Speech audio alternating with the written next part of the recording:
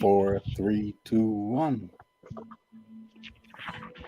On the Six Screens Telenetwork, earning the reputation of giving all the right ingredients, uninhibited in exposing the hard, cold facts about the Watchtower Society. Disney. The best way to make money online with drugs. Well, I guess, Linda, we lost your song here, but that's okay. I'm going to bring you guys on. We're glad to have you on with us here tonight. We got Linda James, known as your favorite apostate, Aposta Babe, along with XKW Curious. He does a lot of videos, and they're great videos, and they're on here with us tonight. So I'm going to let you guys do your thing, and I'm going to cut out of here, and you guys can go forward. Thank you, Rick. Thank you. This is Aposta Babe, your favorite apostate, and today is May 21st and Saturday, 2022. And Pete and I were talking earlier this week about a few things, and he ended up making a video that I thought was very, very well done regarding Chessa Minion and some of the news that we have found out this week that has been going on with her. And I just knew that the community was going to want to talk about this, and I do too. So I wanted to bring Pete on, and he was happy to join me. So, here he is. And if you haven't had a chance to see the video that he put out specifically, it would not be the one that came out today. I believe it's the one that came out on Wednesday. Is that correct? The Wednesday? Tuesday. Oh, goodness gracious. Tuesday meeting night. I need to remember this. Came out on Tuesday, a meeting night. Okay. I'm doing a memory thing here. But Hi, John, you made it. John's in the chat room. Woo, hi, John. I love John. Bob's in the chat room too. Hi, Bob. Right on. Debbie.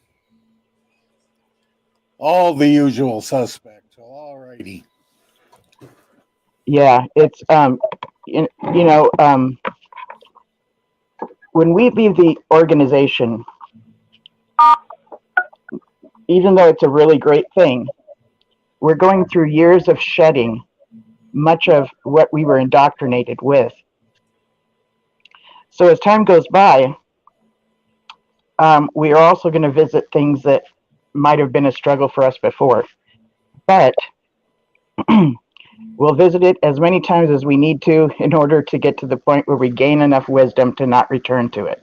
And that's just a good thing. You know what I'm saying? So, but yeah, definitely check out Pete's video.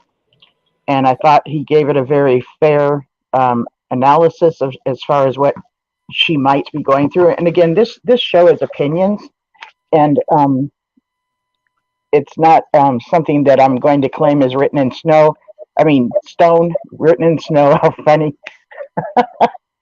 I don't spend time in snow. On a whiteboard. What did you say? It's written on a whiteboard. You can erase okay. it.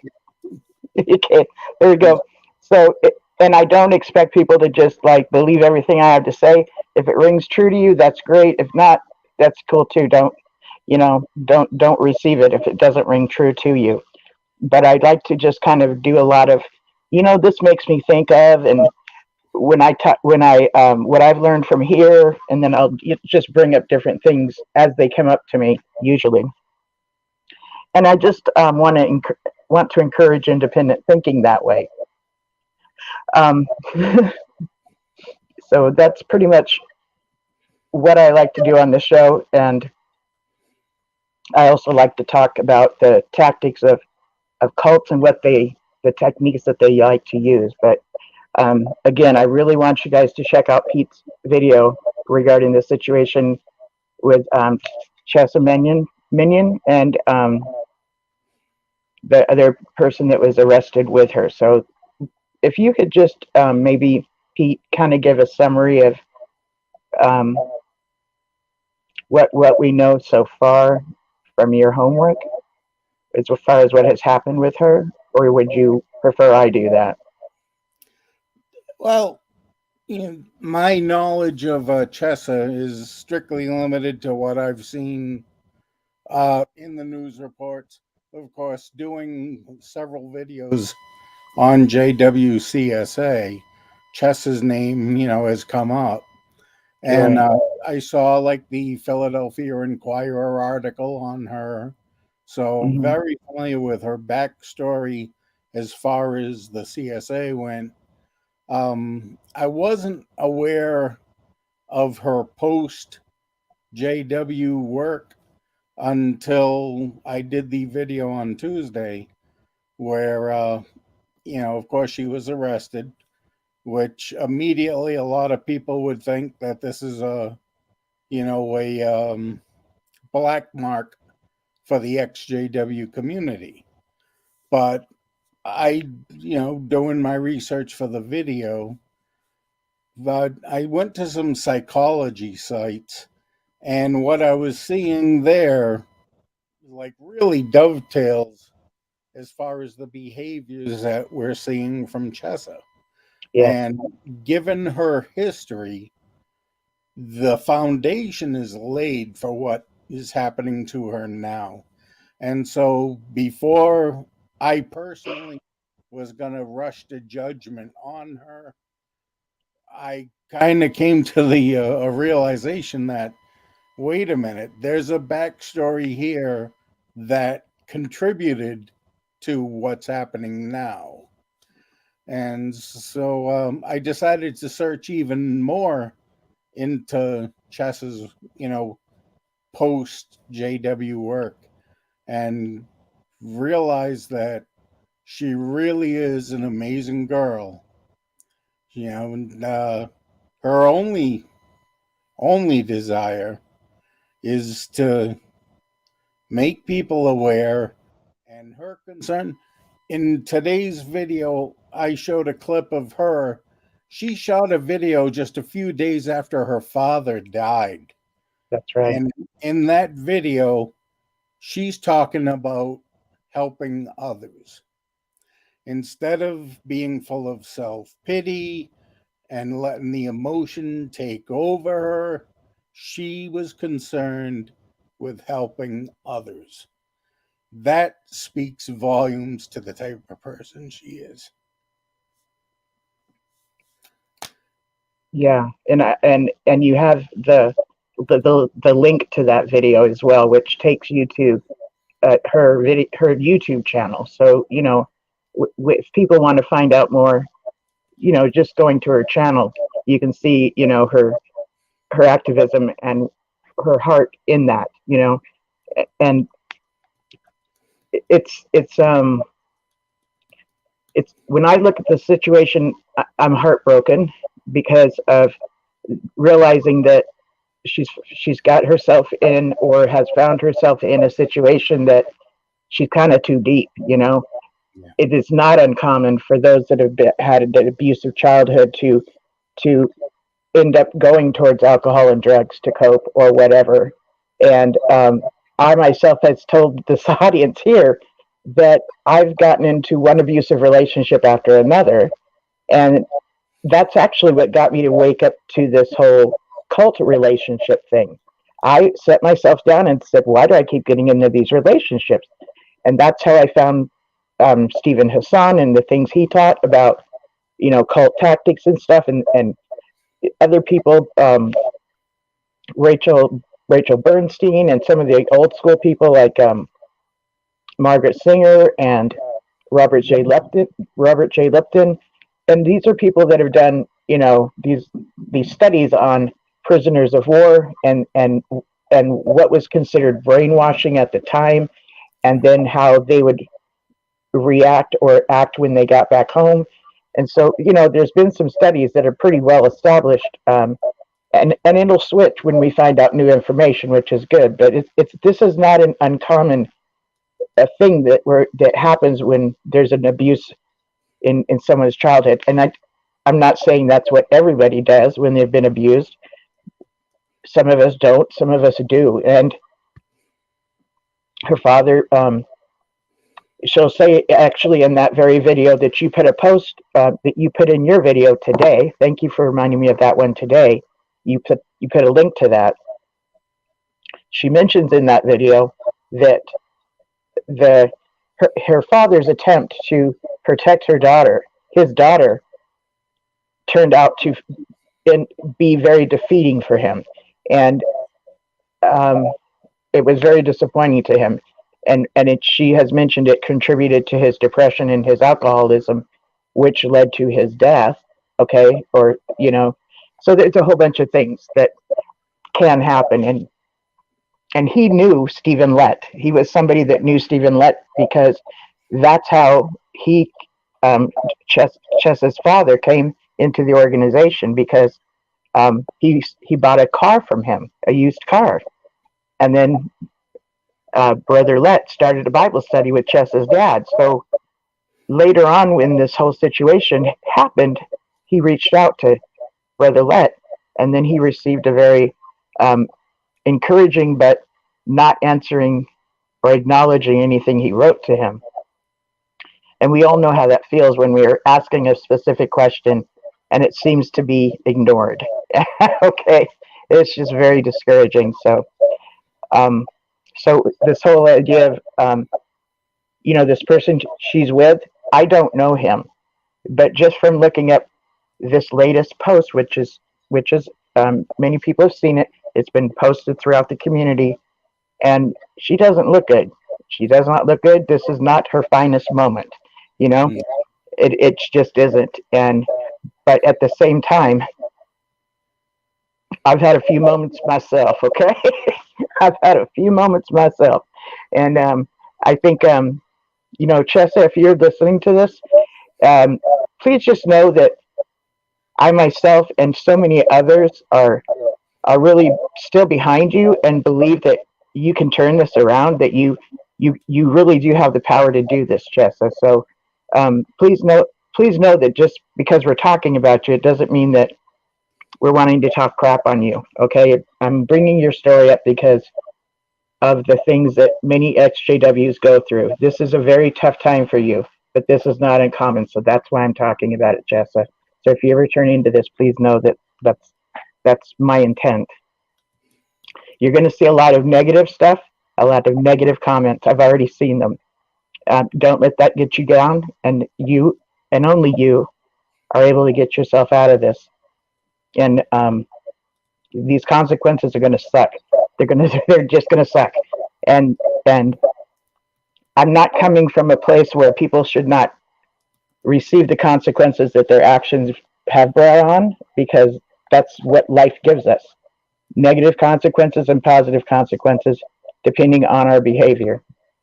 But I also want to bring up that the behavior of a cult member is very different than what it was before they became a member of the cult. And if you think about dealing with somebody who's dealing with an addiction, when they are going through this addiction, they're going to be doing some things that are just not what we would ever dream a person would do. If we get to know, they're going to do things that is what a drug addict does or an alcoholic does. But if we can separate that from the person, much like we've been educated on separating the cult personality from the authentic personality, I think we can take that as well and put that into the addiction personality and the authentic personality off of the drugs. You see what I'm saying? No, absolutely. Yeah. As a matter of fact, around the time that Chessa got involved with this other guy, she changed the name on her Facebook page to a fictitious name. And, some people jumped to, oh, she's hiding something. And it's like, yes, she's hiding her real self because she doesn't want people seeing this new identity and identifying it with her. You know what? I had not thought about that, but that's really good point, Pete. Really good point. It's it's almost like she's compartmentalizing it. She realizes that she's in a bad situation, but she's helpless to do anything about it. But yet she still had the wherewithal to know, look, I don't want people knowing that this is me. And so in the wonderful world of social media, you get to be anybody you want to be. Social media is both a blessing and a curse at the same time, because we can create whatever persona we want to have, but then again, it allows people who are very ignorant or hateful or uninformed to be able to espouse whatever opinion they want. And Mm-hmm. it's the biggest source of misinformation in the world. Right. And I realize that being a YouTube creator, people might look at my videos and say, well, it's misinformation, and every video I'll get one or two JWs who's like, oh, you don't know what you're talking about, or it's a lie. And it's like, Right. well, look up the references, look up the links. That's why I cite everything that I put. You are excellent at that. You go through my videos, and I very rarely express opinion. I'm just basically, look, this says this. And a lot of times I'll just read it verbatim. Mm-hmm. So I'm not making the stuff up. It's, when I talk about scripture, there's the scripture. Read it yourself. That's when right. I talk about a Watchtower article, there's the Watchtower article. Read it yourself. That's right. I don't care if you believe a single thing I say. I want you to just look it up yourself, see it for yourself. That's how I approach my videos. Yes, and I find that very attractive, and that's what it's when somebody says that they've done their due diligence. You are an example of someone who does their due diligence when bringing up a subject, So I also want to encourage the audience to look up things regarding, addiction, how it affects the family, how some people are susceptible to it and some people are not, and how it affects people that are in their addiction and when they are in their addiction. And I've talked to many people even while they're into their addiction, and they will tell me, this is hell. You don't even know. I don't want this. I don't like this. It's hell. And yet they don't, there's this whole thing when, so I used to go to Al-Anon, which is something for those that are family members of someone who is an addict of either alcoholism or drugs or whatever. And let me just say, when I was told to go there, I was like, why the hell do I got to go to know some 12-step program? They're the one with the problem, not me. Okay, I had attitude, right? But let me just say something. This educated me better than I ever even imagined. Okay, it let me know how some of the things I was doing was actually enabling my loved one, who was in this addiction. So,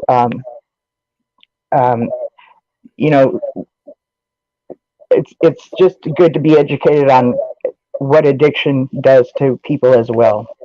It's good to be educated on anything you're going to talk about. Uneducated opinion is the worst thing we can have. Just to digress for a moment here. Hi, Scott. See him in the chat. Hi, Scott. And yes, John, I do digress a little bit here or there. What do you guys think? You think he needs a T-shirt that says "I digress"? What do y'all think? I'm thinking about it. That might be the second shirt in my merch store. That'd be cool. I can just see him with a shirt that says, "But I digress."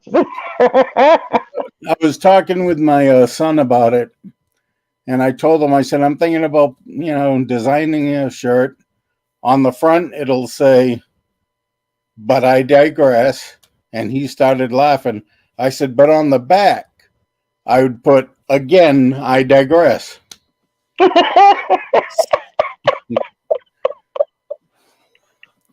Oh no! What did your son say to that? Oh, he loved that one. It's like, Did yeah, he? I'll think about it. Okay. Because it all depends on whether you're coming or going. Well, whether you're digressing again or if you're digressing for the first time. Okay. Yeah.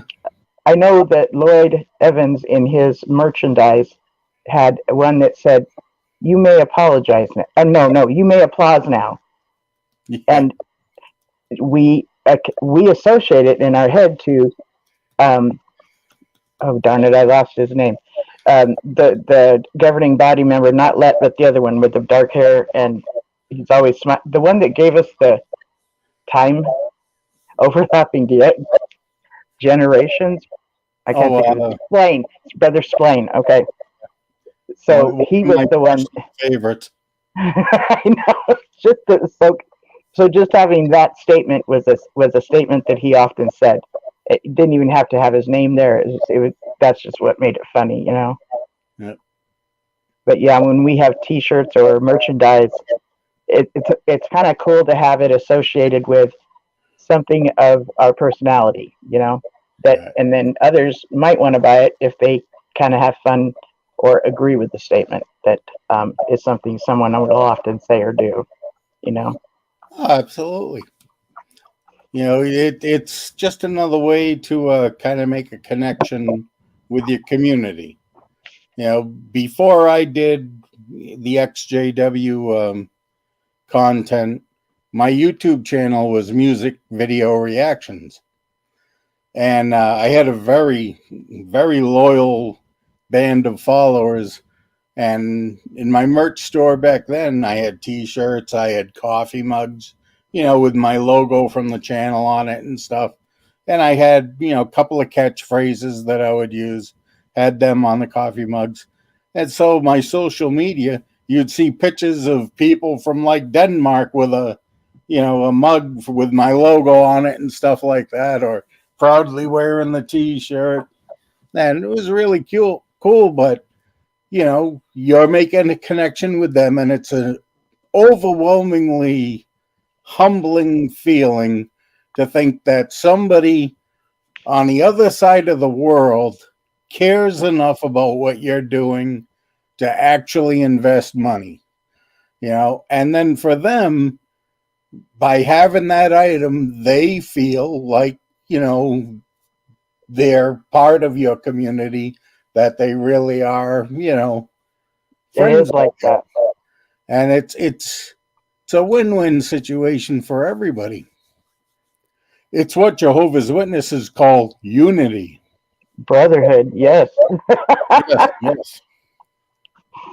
um, there's something you said a minute ago that makes me want to also mention another thing you brought out in your video today was about Kevin McFree.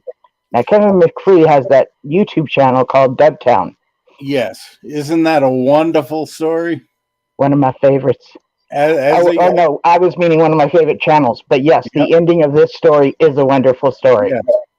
I mean, he went through hell from the Watchtower because, for people that aren't familiar with the story, Kevin had this website, back 3 years ago on his channel, and he does Lego stop action photography. So he created a Lego town called Dubtown, which is all Jehovah's Witnesses. And he does some hysterical videos. But Watchtower found out about it and they slapped him with a copyright claim. Now, a copyright claim is not a big deal. It just means that any revenue from that video is going to be sent to the copyright claimant instead of going to the creator. But the YouTube system is even worse than some of the Watchtower policies, because if you dispute a copyright claim, the person that decides whether your dispute is valid or not is the claimant. So the accuser is the judge and the jury. Okay. Now, the only way to ultimately win is to take it into a court of law, but That is just copyright claim. wow. I had it muted. Sorry, Wow. I had it. Yeah. Oh, but that is so financially oppressive to do. Very few creators will actually do it. However, Kevin did, there was some legal entity that did the work for him pro bono. Yes. And so every time, and Watchtower did this repeatedly. They went to court. They found that in Kevin's favor, that he had the right under what's called fair use to do what he was doing. So Watchtower lost that. But because Kevin McPhee is not his real name, they kept subpoenaing. They subpoenaed Google, they subpoenaed YouTube, they subpoenaed Facebook, and several other social media sites to find out what his real name was. And I Yes. think the obvious reason for that would be they want to find out if he's still an active JW or if he has family that's still in that, they can use as a manipulative tool. But as many times as they filed these suits, they just kept getting tossed aside. Finally, in this latest one, May 11th, Watchtower just said, forget it, we're done. We're going to dismiss the suit. And my speculation in the video is because they know that they're going to have to come up with some money in the Netherlands pretty soon. Yes. And I found out somewhere that he is actually an active Jehovah's Witness. And we know what's going to happen when the org gets a hold of his real name. Right. They're going to rip his family apart. And the what is that called? The smear campaign's going to happen. It's not pretty. It's not pretty. So yeah, I'm really pleased with this because the things the things he has his characters saying is just so spot on and so like I want to say outlandish, but it's not. It's magnified spot on. It's just hilarious. It's so honest that it points out the absurdity. Precisely. I found him in a chat one day, much like the one that's going on today under this video. He showed up and I got to chat with him in one of these chats, and I said, "Oh my God, it's you," or whatever. I was like, my favorite video that he did was about that family that was, I would say this is a few years back, that drank some tea and did some very outlandish things. There was a Jehovah's Witness family that drank tea and then got naked and then, kicked the neighbors with them because the end was happening. Who knows what the hell was in this tea? But by the time they were arrested, they're naked and they've got kidnapping victims. One of them was a new mother with a new infant, okay, in the back of their car. It was just, So he made an imitation of this little story that was actually a real story, and that was hilarious. That was my favorite. And I got to tell him. I had heard of Kevin, I've heard, over the last year about the lawsuits and everything, but I hadn't actually seen any of his content. Oh, it's the best. And so when, I was putting the video together for today, I said, well, let's take a look at his channel and see what's there.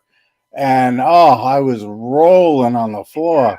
It was like I wanted to use a clip just to give an indication of what his material was like. I mean, as soon as I saw that he portrayed the elders as wolves, I was laughing. But I found it. It's just a 1-minute clip, but I mean, it's got so many little elements in there that it's all true. Like, when I was a child, I used to vacation Pioneer. And, I used to go to a lot of doors. We had a full-time Pioneer in our congregation, a sister. So her and I used to go out on service together a lot. And, when a householder would make reference to the fact that there was somebody had passed away recently in the family, as we were leaving the door, she'd go, "They're ripe for the picking." Wow. Because there's the vulnerability there, the emotional vulnerability. And so the clip that I use in today's video, the elder is saying, if you have a householder who has an iPhone, they're probably got a college education and they think for themselves. And you hear all the witnesses, oh, Like, oh no, oh. our And he's battleground. So it's like, yes, we only prey on the mentally weak and the emotionally vulnerable, especially if they had a death in the family. And Yes. that was exactly what it was like. Yeah. I'll tell you, I want to encourage people to go over to his channel. Leave him a few comments if you want to, but it's worth checking out, and you will find yourself just laughing because of what he's doing is mocking. You're He's right. mocking these things Absolutely. that are so true through these characters. And let me just say, what is this called that he does? Stop motion. Stop motion photography. It's That it's takes a it's an long old time. technique, but it is very time consuming. Yes. It's probably not as bad nowadays with the technology we have. But even when I was in middle school, we had a kid who used to do that stuff. And back then, it's like you had a 35 millimeter camera, and you would shoot like 3 frames with the object standing there. Then you just move it a little bit. Then you shoot 3 more frames, and then move it. And then you take the roll and you have it transferred to an 8 millimeter film, so you get that almost like a strobe effect of Yes. movement. Yes. Nowadays I would assume that part of it's probably a little easier, but I don't know. But Kevin just does it flawlessly, and his scripts and the vocal portrayals they're spot on. The man is genius, and it was a shame that Watchtower had him silenced for so long. Yeah. Yeah. It's scary. Yep. They went after him relentlessly. Yep. I'm wanting to answer Tracy in the comment. What Tracy asked was, Pete, can you block comments? So it's important to block negative content. It's like blood in water for sharks. Now, Tracy, do we have someone here in the chat that you have a comment in mind that you're wanting blocked? Or is she talking about commenters on the YouTube videos? That's a good question. Yeah. You can block any comment. If you're first off on YouTube, if there's a comment that you don't want there, you can remove the individual comment. Now, if you have a troll who's just repeatedly, posting negative stuff, or like I've got a list of people that I've blocked from the channel. There's a setting where you just put their name in there, and then their comments just won't show up. I got a couple of guys who would, on every video, they would post the same copy pasted, comments, which had nothing to do with the video. Mm-hmm. It's just that they were getting in their hours by copy and pasting stuff onto video, YouTube videos. And it's like, look, you're not adding anything to the conversation. You're not even talking about the current, the video you're commenting on, which leads me to believe you probably didn't even watch it. So, there's no benefit to anybody. So I block them. So yes, you can block comments or actual users from YouTube. Okay. So Tracy was saying she just walked in, so she's like just catching up, right? So it would be wonderful if Kevin McFree started making new videos. And to be honest, hon, I think so too. And that's why I'm wanting to send people over there to give good comments, because I would Yeah. think after this 3-year ordeal, um, touching one of his Legos might be a little bit triggering. So if he got some positive, we miss yous and your content is amazing, it might encourage him to do that, because artists are very, like, they have to hear that kind of stuff, because they get depressed very easily just because they're artists. And so yeah, going back and watching his videos, it's so worth it. Like to what is that called, to to, to watch them all at once. There's a term for that. Binge watch 'em. I'm losing the word for it. Binge watch them. Binge watching. Thank you. So yeah, his channel is still up. He still has content. So let's go over there and show him some love. If it comes natural, show him some love. And Yes, I just put a very link happy to for his him. description. I put a link to his channel in my description for today's video. This is my self-serving plug. So now somebody's asking what his site is called. I believe she's asking Kevin McFree on YouTube. for the name of his channel. Is it Yes. is it Kevin McFree? Okay, Kevin McFree. cool. MCFREE. Okay, good. Yes.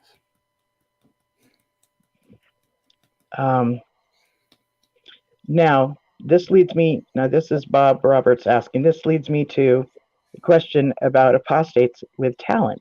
Funny you mentioned that. I've been thinking about that a lot lately, and thinking I need to look up the calendar to see when the last one was, because when Rick and I talked, we thought it would be a good idea to do it seasonally. So that would be 4 times a year, Yeah. And wasn't that back in April? Yeah. March So- or April. Yeah. So yeah, I'm thinking I need to find that out. So, but yeah, that should be coming up soon, and I'm hoping that it's something people look forward to. Even if it's talent shows up in so many ways.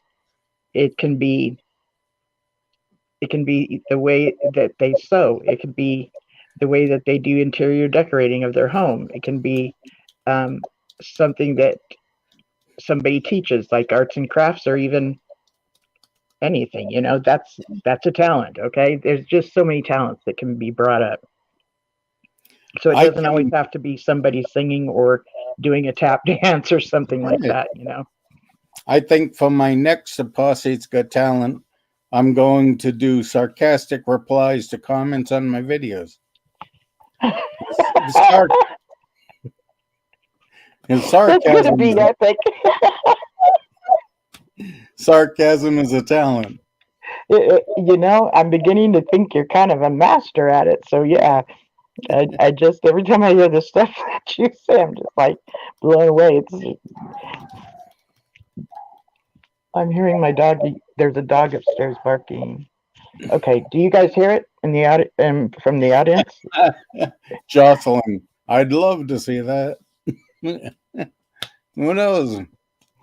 I think I got a couple of more songs to put on Apostate Got Talent before I do that, though. Thank you. Let's see here. I've also been going to the meetings on Thursday nights, and it's I just turn it on and I listen to it, and my mom is very happy because of it, and my sister is, and my brother-in-law is. And I started doing this about the time that COVID was. I started talking to my mother more so when COVID started to hit, because she's in her 70s, and I just knew that she's going to be very, very isolated. So I went from like gray rock to talking to her a little bit, and now I'm going to the meetings. Okay. But I also get to get information on the latest stuff that's happening, right? Right. And it's just very fascinating to, and I'm recording them, like audio recording them, so I'll be able to look back at them and pinpoint some of the stuff that's very inconsistent, or like, wait a minute, that doesn't go with this other doctrine, stuff like that. So that's always fun for me to do. Well, if you end up going back, I'm going to shun you. And I will deserve it. I will. Thank you for the warning. Trust me, that is not my intention. And let me just say this right here and now publicly. If you see me start to head back, you have my permission to hire the neighbor lady to slap the hell out of me, okay? Because I will have deserved it, okay? There you go. Oh my God, no way. Somebody's in the chat is saying, kudos to you, Linda. That would be far too triggering for me. And you know what, love? It would be triggering to me if I walked into a Kingdom Hall. But because I don't have to walk into the Kingdom Hall, I can just kind of listen to it and do some doodling or just some kind of crafty thing. And I'm not having to sit still like I used to back in the day. And trust me, I'm not somebody that enjoys going to meetings, but this is just, it just feels like there's a podcast, but it's Watchtower podcast I'm listening to.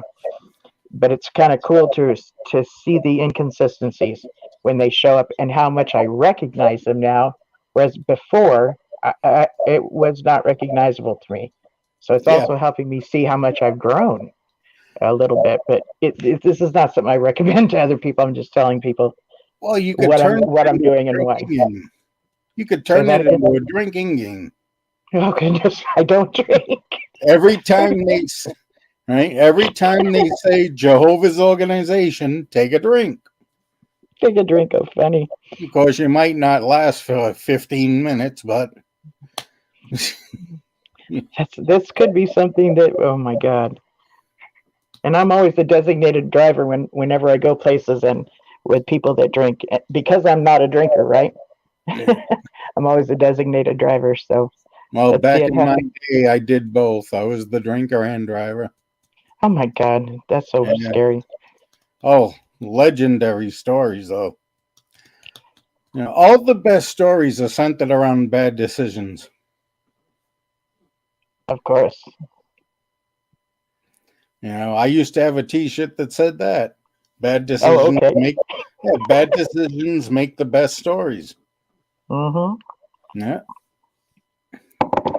I knew with me it was getting out of hand when because my wife and I, we used to hang out at this one particular place, which is only like a 2-mile drive from our house, and it was literally on the road we lived on, so it was a straight shot.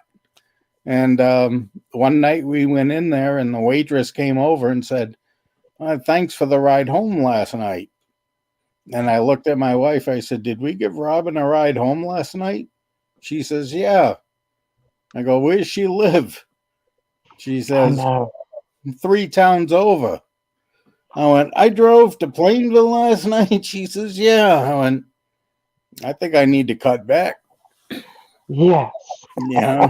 I had no clue I had ever driven that far. Wow. Hi, Greg. How you doing?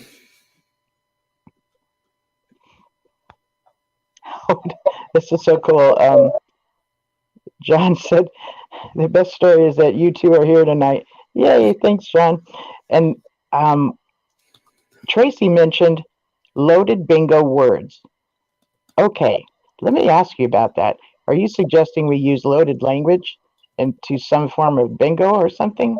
Is that what you're saying, Tracy? Because you know what? Loaded language made into a game would be pretty cool. There you go. That would be pretty cool. Yep. Yeah, I used to. Tracy said yes, a drinking game. Okay. Yes, every time they say Jehovah's Organization, shot, yay! And she's like worldly.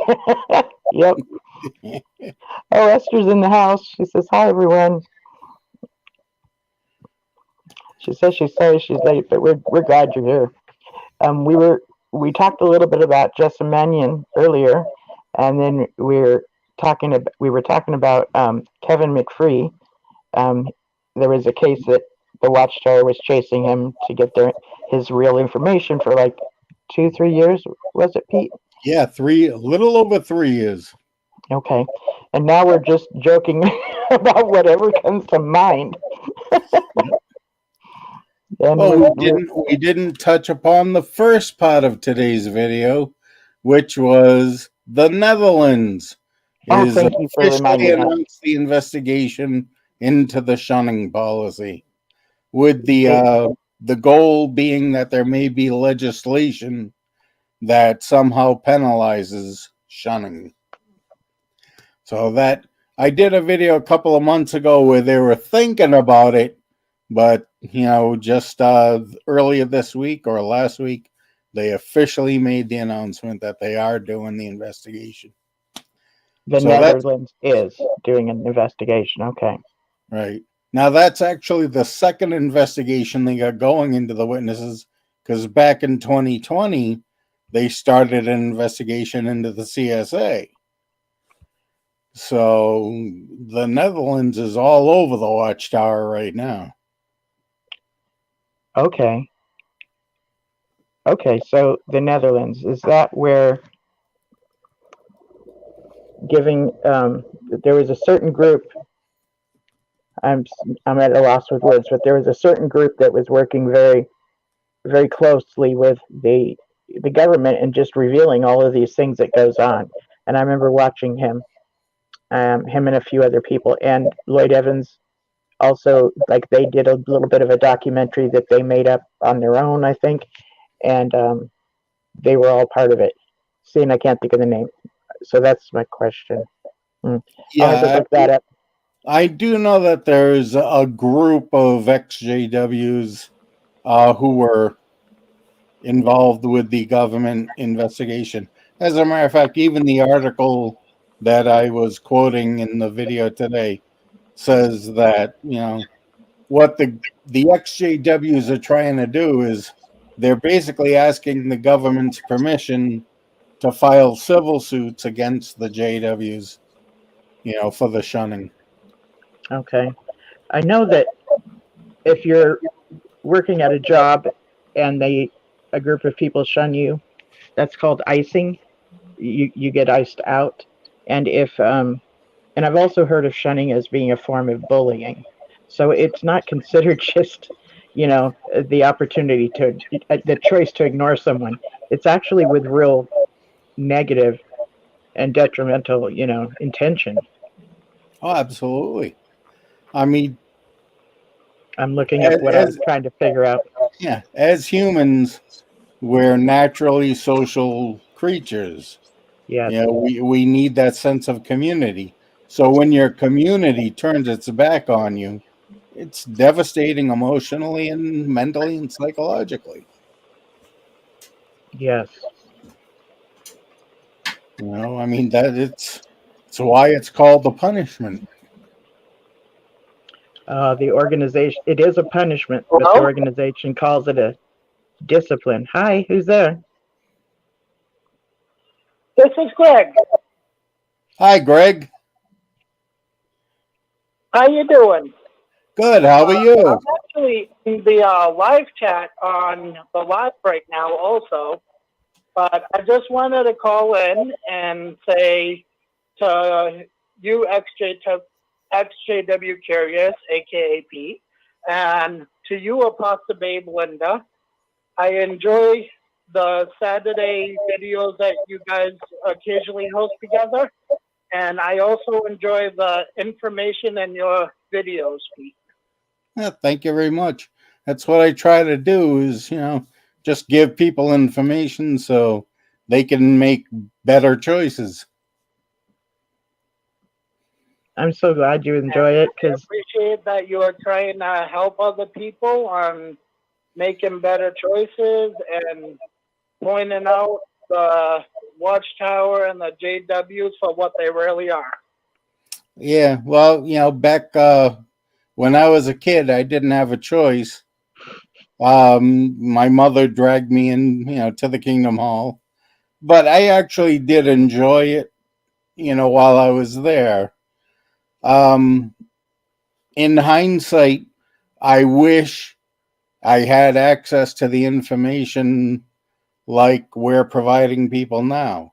If there was a such thing as YouTube, where we could go and look up videos that show what's really going on, who knows if I would have gotten as involved as I did. So I'm just, trying to provide information to people so they know, which is something that I never had available to me back in the day. Right. It's And I appreciate that very much. And I am glad that you're using your time that you were in the JWs to help other people on realizing what they are. Thank you very much, Greg.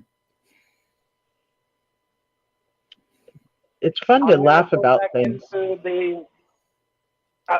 What was that?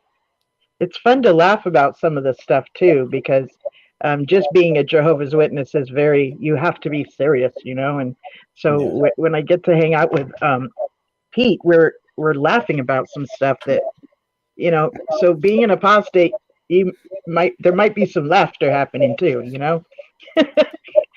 is my point. Yeah, I always try to find the humor and stuff. Even in the worst situations. If you're not gonna have a sense of humor, you might as well just be a Muslim.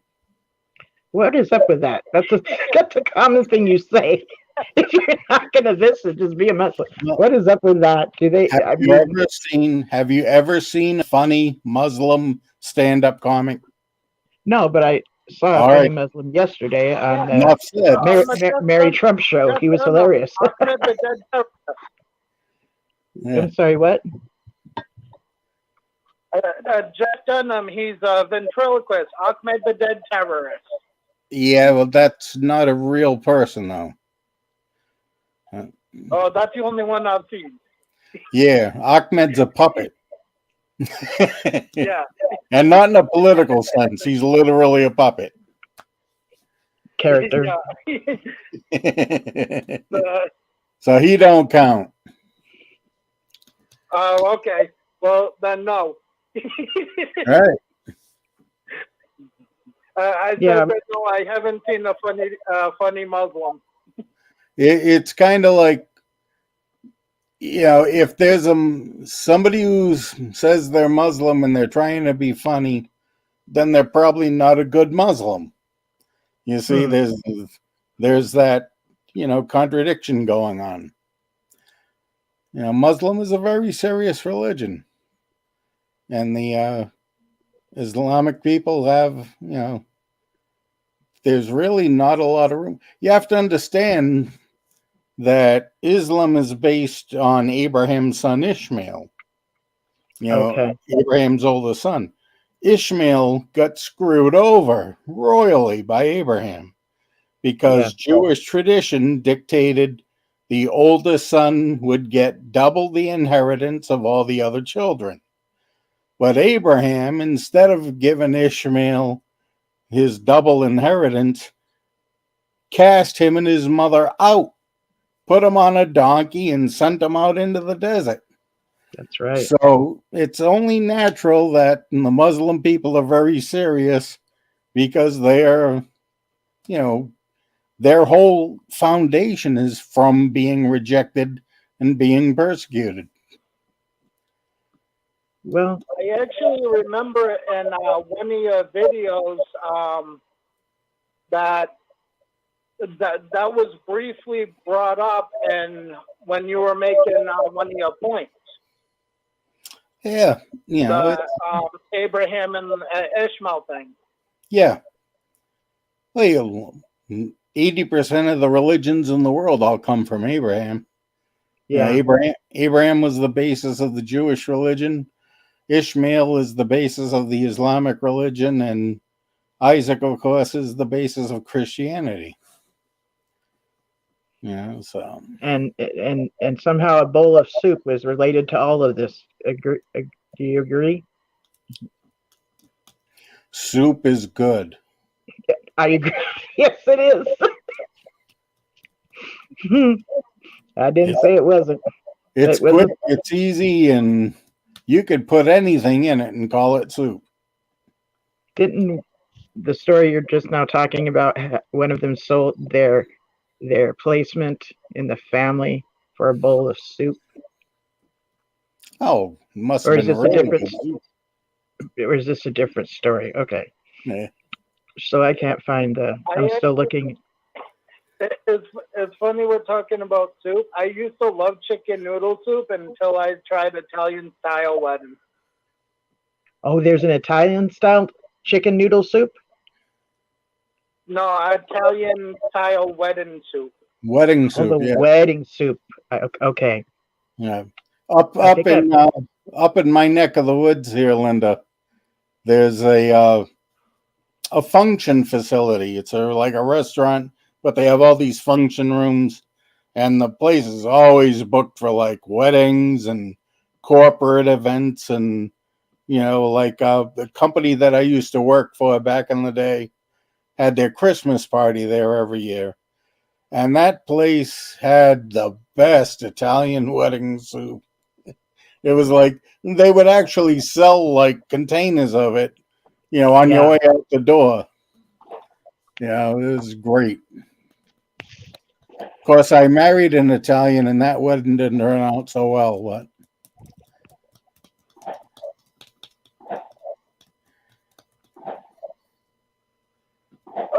I just wanted to call in and thank you guys for doing what you do, and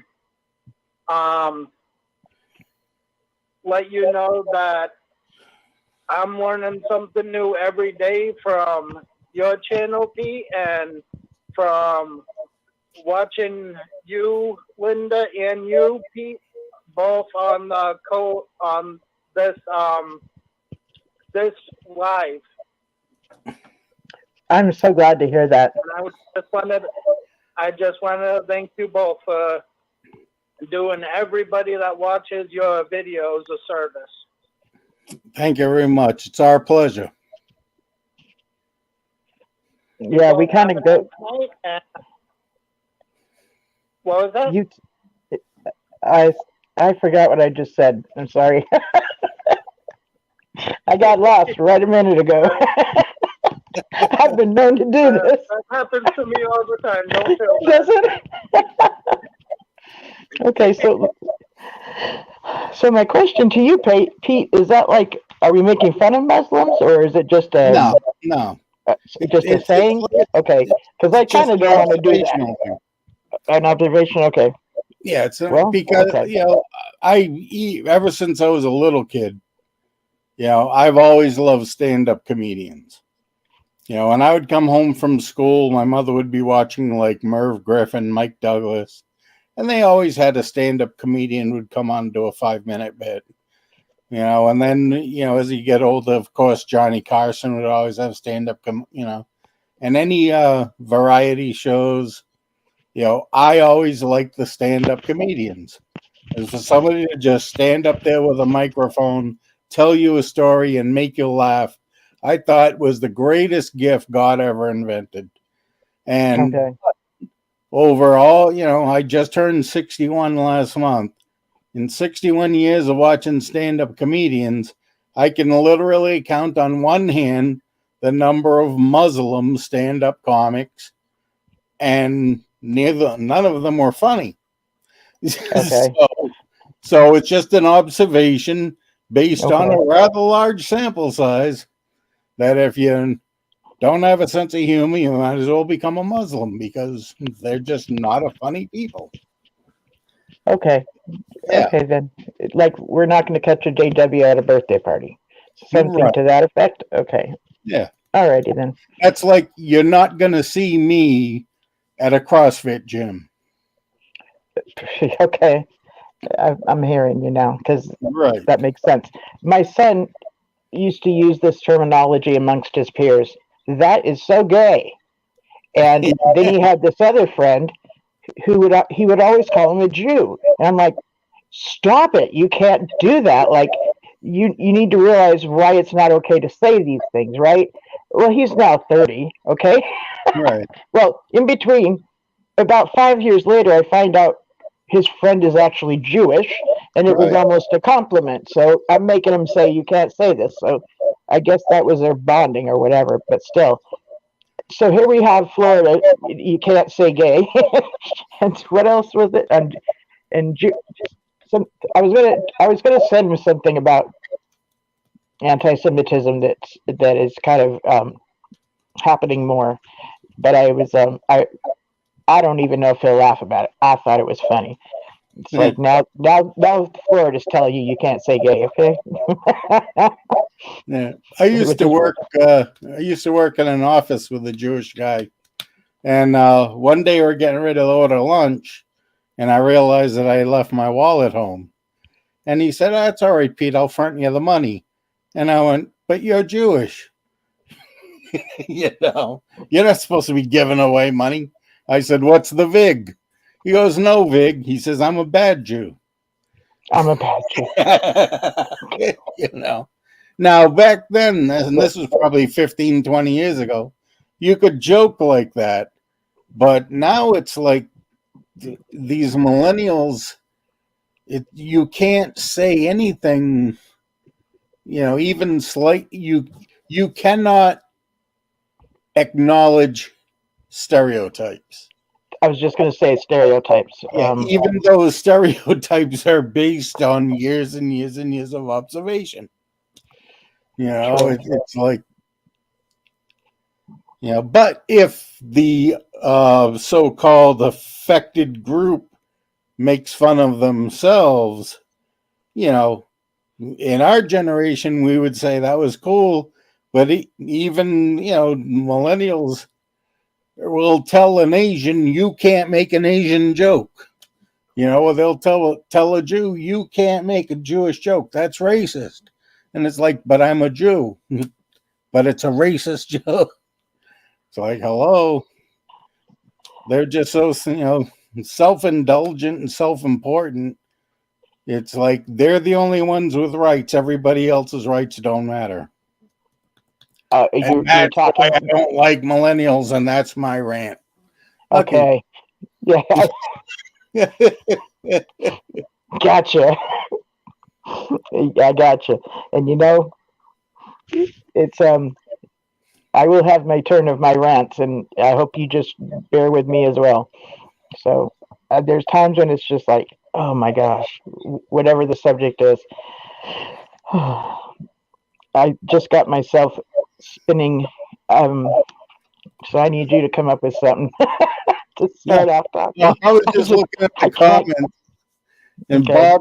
Bob mentions that there's a pretty funny guy who apparently was Muslim, but he thinks that he recently became an atheist. So, see, he doesn't count. Okay. It's because they're non-practicing. Yep. I used to listen to this guy in the morning on KFI, Bill Handel. Yes, Bill Handel. So he would be an example of they still do traditional Jewish customs, but then again, he would be considered a bad Jew because something about pork, or he had a what is that called when you get something replaced in your heart? A valve, actually from a pig, a valve in his heart from a pig.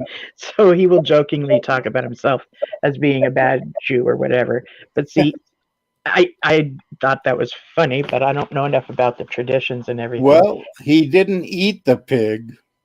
It was surgically implanted, so there's a loophole. Much like blood transfusions, they're not eating blood. Yes, actually, like he may joke about it, but the Jewish have a tradition called Pikuach Nefesh, which basically states anything goes when it comes to preservation of life. You're right. Jesus, That's right. right? Jesus himself did it. He healed people on the Sabbath, which the Pharisees are all up in arms about. But, the preservation of life, you can break the law for the sake of the preservation of life. So having a pig heart installed, a pig valve installed in your heart is a life-saving thing. And Yes. that's also why, first off, the Mosaic law specifically stated, do not eat animal blood. All right. Do not eat animal blood. Talking about meat that was sacrificed. So the whole thing about blood transfusions is a crock of you know what. But even so, even if the Mosaic law had said do not get blood transfusions, in the event of preserving a life, it's a life or death situation, it would be allowable under the law. I've actually seen Jewish rabbis bring up that they in their own culture do accept blood transfusions under that same reason. So Right. here the organization talks like it's this thing that's very sacred and everything. To me, if somebody is Jewish who practice laws such as these and they're fine with it, why would we not be fine with it in the org? Yeah. Makes no Well, sense. Yeah. the Watchtower says, oh, it's in the Bible, do not eat blood. Yeah. Leviticus 19:26 says, do not eat blood. And Leviticus 19:28 says, do not get tattoos. So Jehovah's Witnesses don't get tattoos. But Leviticus 19:27 says, do not shave your beard. So Yeah. why do Jehovah's Witnesses observe verse 26 and 28, but they go against verse 27? Yeah. I guess all their doctrines are not biblical. I guess not. Your Honor, if the glove doesn't fit, you must acquit. Okay. Drop the mic. We're talking O.J. Simpson here. Oh gosh, that's hilarious. So, someone was bringing up in the comment section, Parker Playby was talking about bringing up the fact of how the org Poker used. Playboy. Come on now. Thank you for the correction. Forgive me Yeah. about my dyslexia. That's not dyslexia. It was written in Hebrew. There are no vowels. It's Poker Playboy.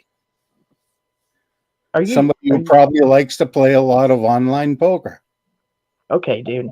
That's fine. So you're right.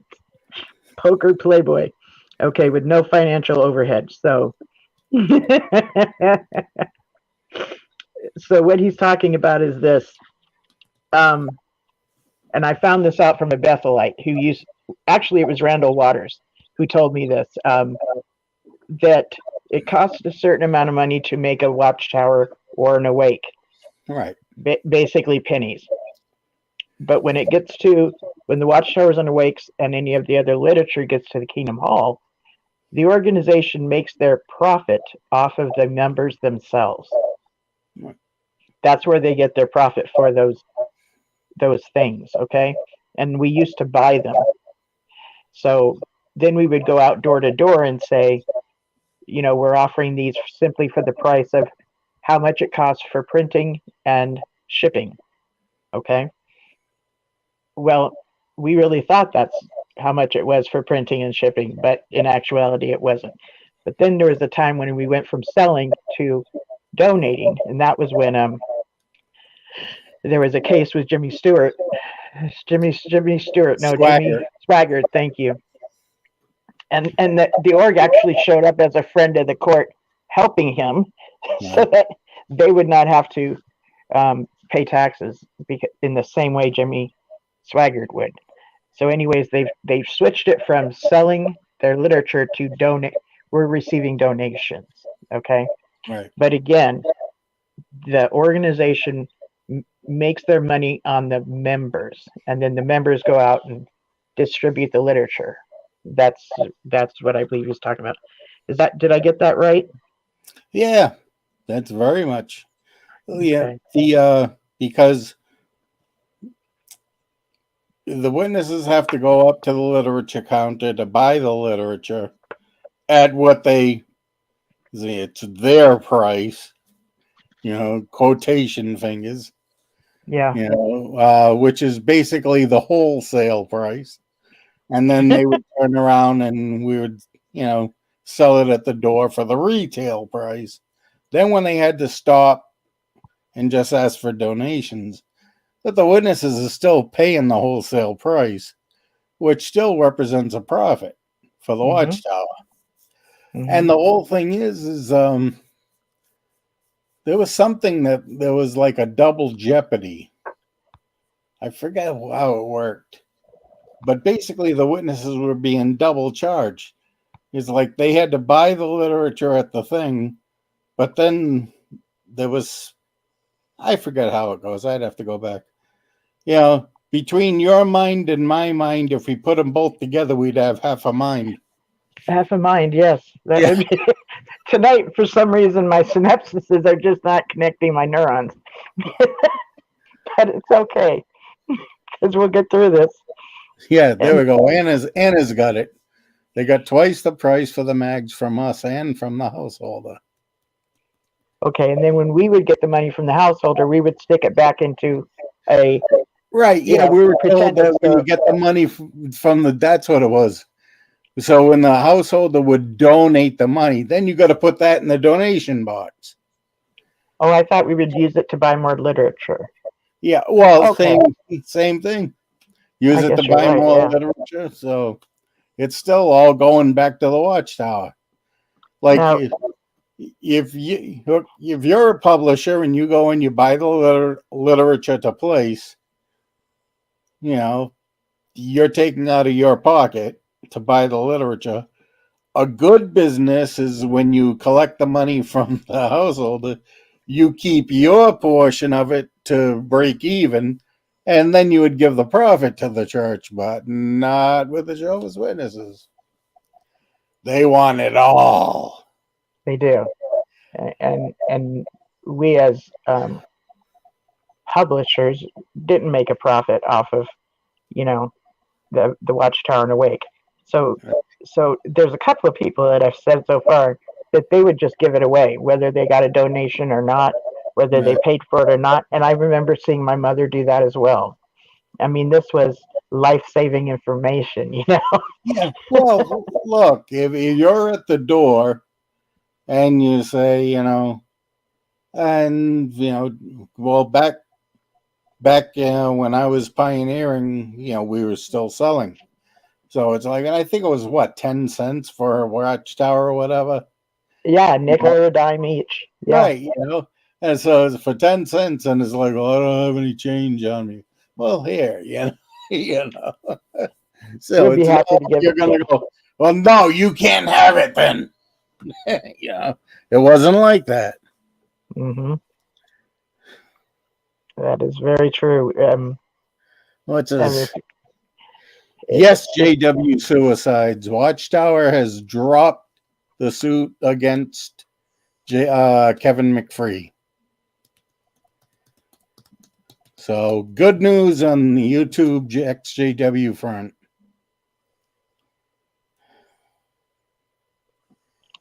By the way, JW suicide has been someone that the Watchtower did call up and harass, meaning they sent her something. And I can't say exactly how it all went down, but I remember there was this time a few years back, and there was a list of all these people that the Watchtower was quote unquote going after. Okay. I don't remember what that really meant, but she was on the list. And what that does to your nerves, I can't even imagine. I can't even imagine. So this is the way of the org. To shut us up, they'll do anything. Oh yeah. You know, I often think about if I ever got on their radar and they were coming after me like they did to Kevin or JW suicides. How would it affect me? Because my heart's hanging on by a string of titanium. So that's my ultimate goal is to always avoid as much stress as possible, which is Yeah. why I have my sense of humor. It's like I have to let the stress roll off my back. So Yeah. if I was in some type of legal battle, would my heart even be able to, hold up to it? I'd probably just keel over and drop, you know. But So but I kind of figure I'm just, one life. If I can save a few others, or at least help improve a few others, it's worth it. I think so too. Um, so what I'm reading here from JW Suicide is I was subpoenaed and then Tool. And then this other comment she's saying was Watchtower's JW lawyers wouldn't speak to me on the phone when I tried to sort it out with them. That seems so typical. Just wanting to get the information so I can, like do my part. What's going on here? And they're just like, nothing to see here. We're not going to give you any information. That is so their character. But listen, when they show up in court, the secular courts, they are entitled to see all the information that's going to be happening during the court session that they're going to be in. So I don't know how it was supposed to work, but still, so funny. Well, I don't drive, so I'd need a ride. Okay. So Anna, it's saying, did you know in the Kevin McFree case, Watchtower claimed they had no money to prosecute the case? They pleased poverty, but the court said, no, you have billions. Oh, yay, Kurt. Yeah. See, this is so awesome that One look at their tax returns will dispel that rumor. Although they do have, the Stephen Lett May 2015 JW Broadcasting, we have more money going out than we have coming in at this time. yes. Yeah. And then, but it's not all for theocratic initiatives. I hate to correct Stephen on that minor point. Very true. So Bob Roberts also on here, he mentioned last week that they were going to take some information to the police, and what in one of his comments here, they did in fact do that. That's a big deal, a very big deal. And I just can't believe that they're like, I can't. Okay, I'm going to be laughing about this one all week long. Thank you so much, Anna. I'm just going to be like going along in life and thinking the Watchtower claimed poverty, but the judge said, no, that's not the case. Y'all have billions. It's like, don't try to piss on me and tell me it's raining, as Judge Judy would say. Well, Watchtower's used to lying in court and having people believe it. Oh, with no shame, because it's spiritual. What is it? It's theocratic warfare. These judges, these people are not entitled to know the truth, right? Right. Even though I think it might be in the Ten Commandments, something about thou shalt not lie. There's no parentheses where it says, unless it's theocratic warfare. No, it's pretty much a cut and dried command. And the Watchtower is not the only one that does this.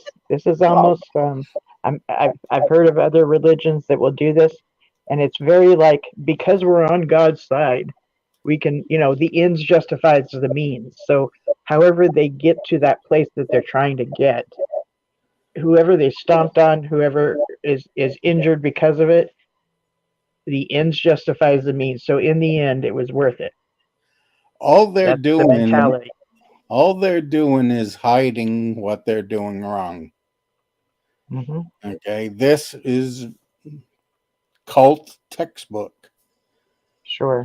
Like the Catholic Church when they had the the pedophile priest situation, and it all came to light. Catholic Church stood up and said, "Yes, it's been going on, and yes, it's wrong, and we're sorry, and we'll do whatever it takes to remedy this situation." And Jehovah's Witnesses, on the other hand, is like, no, no, no, no, no, no, no, it's not going on. Nope, that's a lie. Where did you get that information? Yeah, Stephen Lett gets a letter from his own Bible study student that says, "My daughter was molested," and Stephen goes on to JW Broadcasting and says, "Oh, these are apostate-driven lies about us protecting pedophiles? How ridiculous!" That is farthest from the truth. If Yes. there's anybody that would protect our children, Anybody who protects their children, it's Jehovah's Witnesses. yes. You're even doing the over exaggerated face. Oh my God, you're hilarious. Okay. Oh my goodness. I'm sorry it's late and I'm rather sleep deprived. Oh, this was great. Are you needing to go soon because you're tired? Nah. Okay. Oh gosh. What's I Somebody said follow-loaded French Linda and try to catch the XJW vids in court. Yeah. you're right. You're right. JW. Suicide. I did snort. Well, Esther, let me know if I show up in there someday. If one of my vids appears in a court case, that would be proud. And then I'd go into hiding. Then you'd go into hiding? No. Let me just say this right now. I would think that your health condition would have you on disability.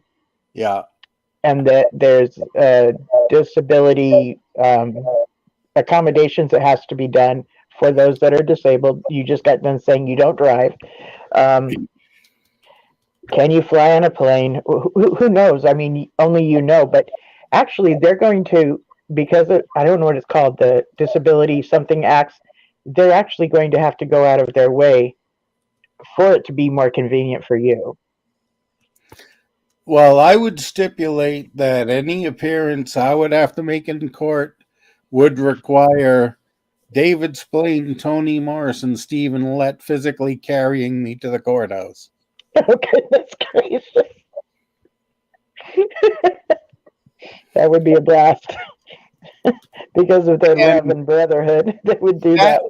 That would probably be my first live stream on my channel. Okay. That would be awesome. Yeah. Oh, goodness gracious. That picture that we see of Jeffrey Jackson in the Australian Royal Commission, when he was answering to people, when Angus Stewart, I said it was the Australian Royal Commission. As he was being questioned, he was not there on location where they were. He was actually at a police station in a room, being interviewed remotely. So, I'm sure they can do things remotely or whatever. But yeah. Oh yeah. Yeah. Zoom meeting. Mm-hmm. We can do everything through Zoom. That would be. Oh goodness. You never know when the Watchtower is going to hit either, and going to do something about something that people say or do. but I do think it hits the nerves of us XJWs. Like, really can really hit our nerves. But yeah, probably not a lot to worry about. But there has been many cases where the Watchtower brings people to court and tries to intimidate them, and that's their style, to intimidate, and that's the whole purpose. Yeah, it's hey, we'll cross that bridge when if we get to it. Yep. You can't worry about it. I don't worry about anything that hasn't happened yet. That must be a wonderful gift of yours, because I haven't mastered that yet. I've gotten better at it, but I haven't mastered that yet. It does no good. What so good does it do to worry about something that you have no control over? Oh, this could happen. Yeah, so could a lot of other things. Some good things could happen too. I don't need you thinking about them. Yeah, you can think of good possibilities as well as negative possibilities. Yeah. That's true. That's very, very true. Yeah, you acknowledge all the possible permutations of a situation, but you can't dwell on it, And that takes. Yeah, you just have to accept. There's two ways things can go: good or bad. So if the good happens, hooray! And if bad happens, I'll deal with it and move on. That's a much better attitude. Yeah. And as you're mentioning this, it's making me think about how the level of fear that the org likes to put their members in makes it to where they're not able to live in the moment, because they're putting life off today for paradise tomorrow. And I'm relating this to right now myself worrying makes it to where I'm not being in the moment either.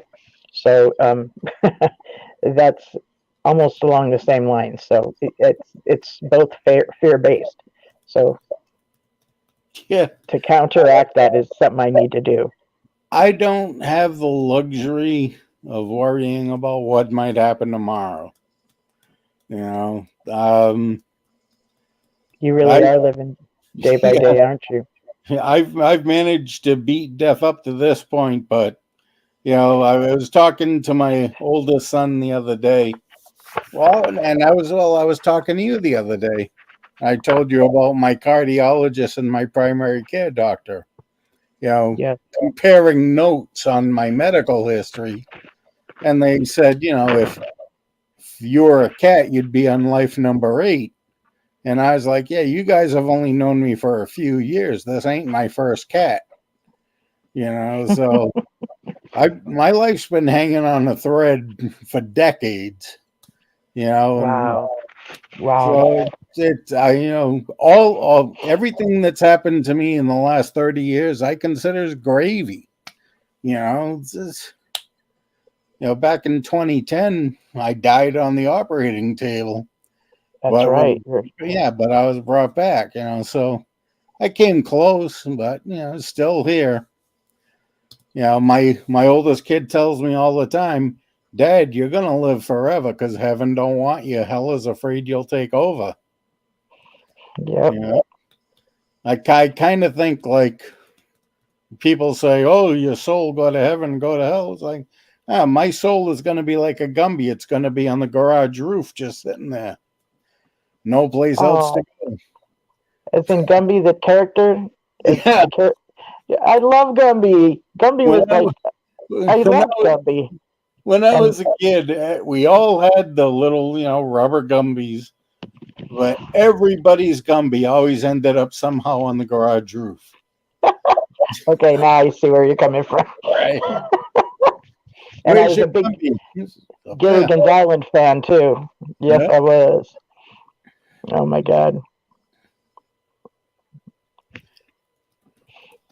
Yeah, I had all my superheroes back in the 60s. The original Batman TV show was my all-time favorite. I love the symbolism in it because whenever Batman and Robin were in a fight, the camera would always tilt to the right when they showed Did it? Batman and Robin. And then when the bad guys were, the camera would tilt to the left. So I'm like, well, that's because Batman and Robin are right and the other guys are wrong. I have a feeling you are spot on about this.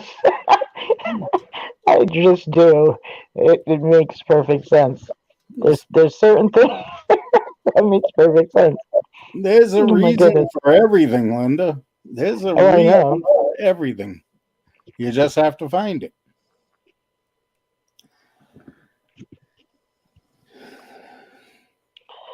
JW Suicide says, I'm getting all the help I can get.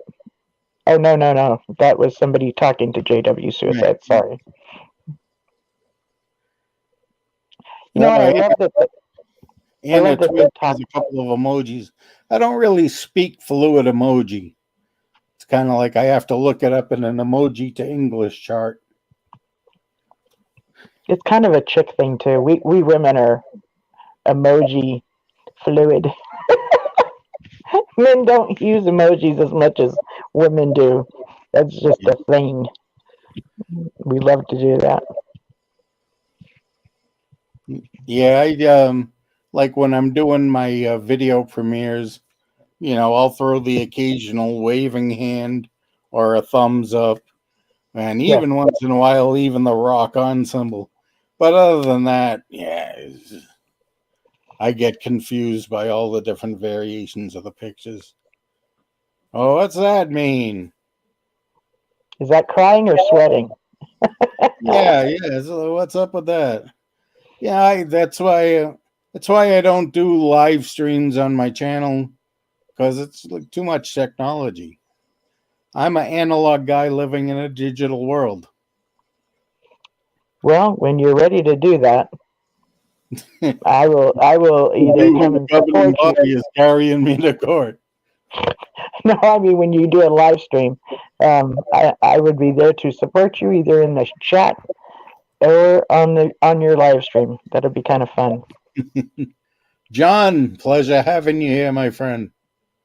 Good night, Go to John. bed, get some rest. He did a peace sign emoji. You know what go. that is, right? I remember peace.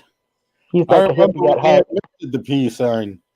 Of course, in World War II, that was the victory sign. Was it? Yeah. Okay. World War II, that was victory. Wow. And in the late 60s, it became peace. And then in 2010, I belonged to a band called the Vegas Valentinos. Okay. So we had the double V's. Right on. That's too cool. That was 2010, so that was like 12 years ago, huh? Yeah. I played with them just for a few months till I started passing out on stage, and not from a good thing. So that was kind of when I realized my live music career was over. Ah. Yeah, that was that's what led up to, I think, my third heart surgery. My goodness. Yeah. But, knock on wood, I haven't had any problems in 2 years. I don't think there's really much heart left. It's all titanium now. Gabby is like, curious is in sudden death overtime. AKA borrowed time, yes. Yes. Oh my God, that's funny. Yeah. I've got so much borrowed time. It's almost like a student loan now. The interest keeps accruing. Oh, terrible. Although that is one good thing about now being permanently, totally disabled. I got my student loans wiped out. Did you really? Yeah. I didn't know that was a possibility if you became disabled. Neither did I till I got the letter. Oh my goodness. Okay. Yeah. I had no student loans. I ended up going to a junior college and did not graduate, but took a few classes and got the Pell Grant. And so if it's a grant, it's not a loan and you don't have to pay it back. And I really enjoyed the time I went to college. Gabby, shut up here. Pete be nimble, Pete be quick. Pete float over the limbo stick. Damn right, because there ain't no way I'm folding to get under it.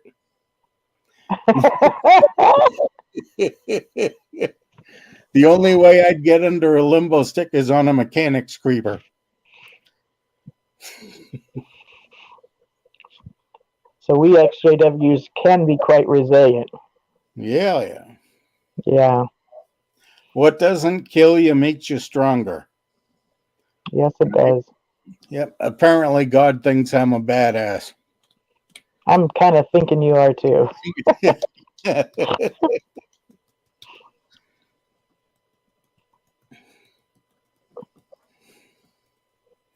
I figure if I could survive being married to my wife for 20 years, I can survive anything. Was that about her or more so about your mother-in-law? The mother-in-law to me wasn't a factor. And I only had to see her twice a year. Oh, okay. But, yeah. No, it was about the ex-wife, for sure. Okay. And she was not a JW, correct? No. Like she was not. Okay. No. Although, when we were dating, she kind of wanted to learn about it a little bit. Yeah.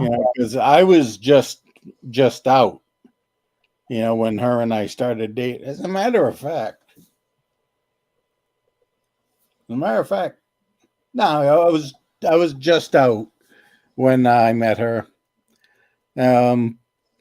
But my mother was still a witness, so my mother encouraged her to have a study.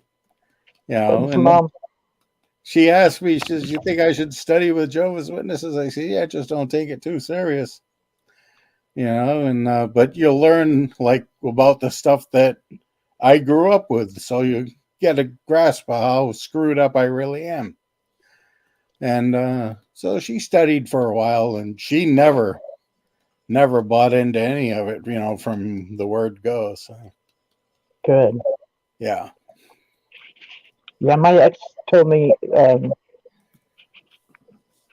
let them know about the org that I was involved in to help them understand me better. That went terribly wrong. I might not be so honest next time in life, but I thought maybe that would be helpful. But it was just too much. It truly was. Yeah, right now I still have an aunt who's in the org. She's 84 years old. She's been in it for 60 years. And I do have a friend of mine from way back in the day, because technically I'm still a witness, because I got this because I got this fellowship, but then I got reinstated. But the last meeting I ever attended was when they announced my reinstatement. I haven't been back since. So on the books, I'm still a witness. But of course, I'm very far mentally out in more ways than one.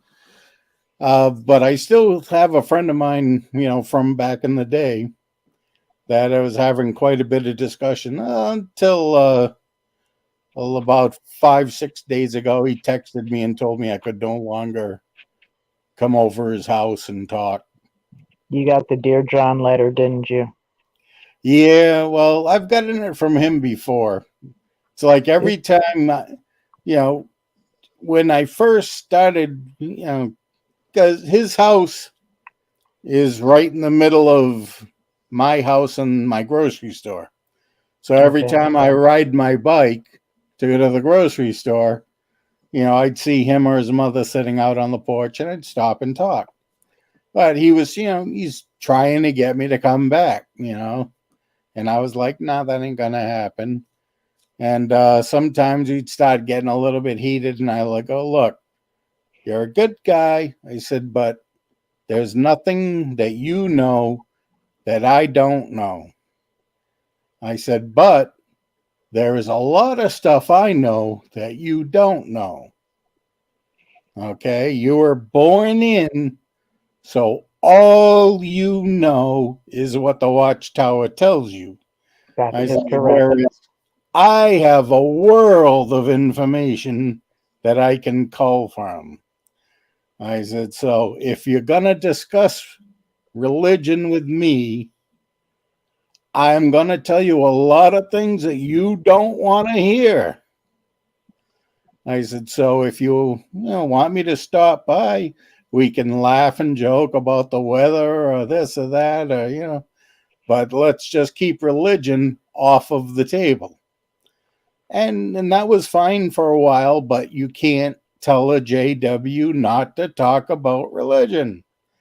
So we go through this cycle where everything's good for a while, then religion comes into it, and I hit him with something that he can't explain. Then he gets mad, tells me I can come over, and then like 2 weeks later, I'll get a text from him. It's like, hey, what's up?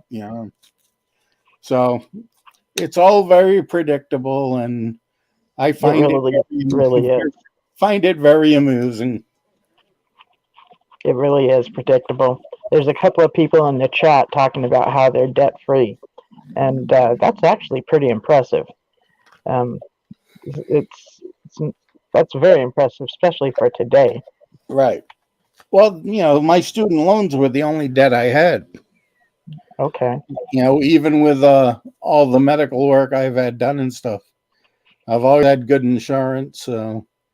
Like my double bypass, I think the bill for that came to like 150 something grand. With the insurance. Wow. Oh, yeah. The insurance. Well, hey, when they're taking a sterilized stainless steel circular saw and cutting your chest open, that's pretty expensive. Yeah. And that's really like top grade baling wire and duct tape that they use to seal you back up. That's what I hear. Yeah. It's given me a great, perspective. Like a couple of weeks ago, I was having some blood work, and the nurse is like, okay, you're going to feel a little pinch. And it's like, I pulled down the shirt, showed her my scar. I said, I don't think your needle's going to hurt me that much. Oh wow. She goes, yeah, you're right. Wow. So student loans. So you went to college. What did you take? I got my first degree was in business administration, and then I was working on a second degree, and that shows how good I was learning. Okay. It was something to do with computers. What was it? IT. Okay. Yeah, I was I went for a bachelor's in IT, but funding ran out. Because you could only get so much in student loans, Okay. Was that like through IBM? No, I went through I did it online through Colorado Tech University. Oh, okay. Yeah. Okay. As a matter of fact, that's has a lot to do with how I learned how to do research. When you're writing papers and stuff for college. It's like, okay. Like, I mean, when you say research nowadays, the first thing people do is look up Wikipedia. But school was very clear to us that Wikipedia is a publicly moderated website and therefore is not reliable. Not a reliable source. Anybody Yes. can say anything. But what you do is you look at the Wikipedia article and you look for the cited sources. Yes. That's And why I like Wikipedia. right. You could go to the sources and then, we could cite the sources in our paper, we just couldn't cite the Wikipedia. And so that's a lot of when I'm doing anything historical or, biblical and stuff like that, I'll go to Wikipedia and, see what's there. And then if I find an interesting comment, is there a cited source or not? If there is not one, then you just ignore the statement. Okay. Yeah. Sorry, guys. I have to nibble on a little bit of food because I'm totally filling myself. Like, if I don't eat something, it'll be bad. So Christopher is saying, how are apostates more dangerous than people of Babylon the Great or false religion? We're not really even apostates, so to speak, or at least not in the Watchtower sense. If you look up apostate in the dictionary, it's just somebody who's, rejected a belief. A Watchtower just, if you're an apostate, that means you've turned your back on God and Jesus and all that's good, and means you want to go and live a life of sin, which isn't what an apostate is. Technically. Comment?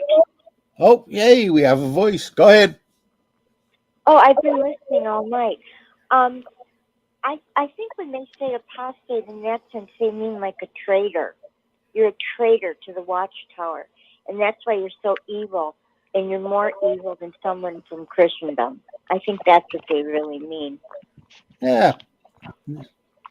The Watchtower has its own dictionary where they make up definitions for words that don't exist. This is true. It's called loaded language. Yeah. It's like now, at the last year's assembly, they decided to redefine faith. I know. Right? That was insane. It's almost like faith is fact. Yeah. When in fact, faith is not fact. No, faith is a strong belief in something of which there is no evidence. If you have evidence, then you have knowledge. They call it faith because it's not knowledge. Yeah, and I laugh at the examples. It's like if you pick up your cell phone, you have faith that you'll be able to talk to somebody thousands of miles away. It's like that's based on evidence because I've done it thousands of times. Oh, wow. But I'll tell you what I haven't done thousands of times. I haven't seen thousands of dead people resurrected to a paradise earth. I haven't seen that. So pardon me if I'm a bit skeptical, especially since the Bible only mentions the word paradise 4 times in the entire Bible.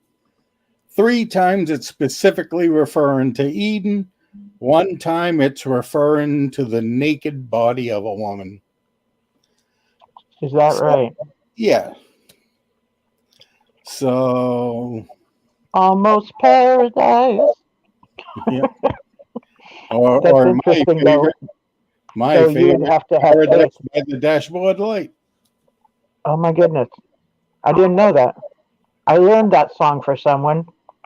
And let me just tell you, that is one of the most challenging songs I've ever learned. But it's a blast to sing. It is a blast to sing. Absolutely. Yeah, that Meatloaf was my man. Are you kidding? Yeah, he died. What would you say? Like within the last year, right? Yeah. He passed. Yeah. Sad day. Very unique guy. Very eclectic. You know. Very talented. Very what? Very talented. Yes.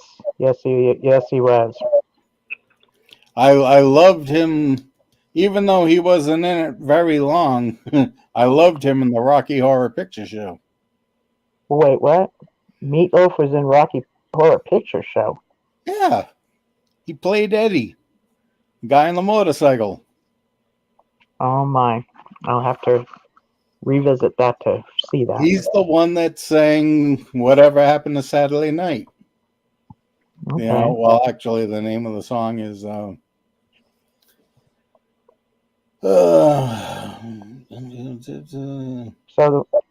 yeah, I Bob forget the name. Roberts is saying January 20th, 2022. So Yes, Meatloaf. that's a few months back. Yep. And I liked his song, I Would Do Anything for Love, but I won't do that. That's what I used to I tell my love that wife. song. That's what I used to tell my wife when she told me to take out the rubbish. Oh, no.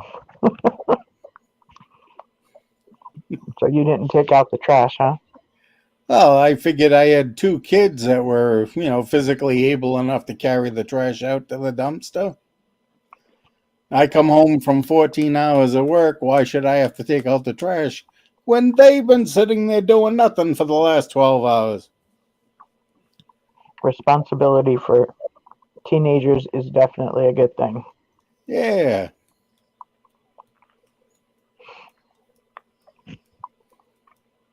Bob Roberts is saying, I played in Rocky Horror at school for a night.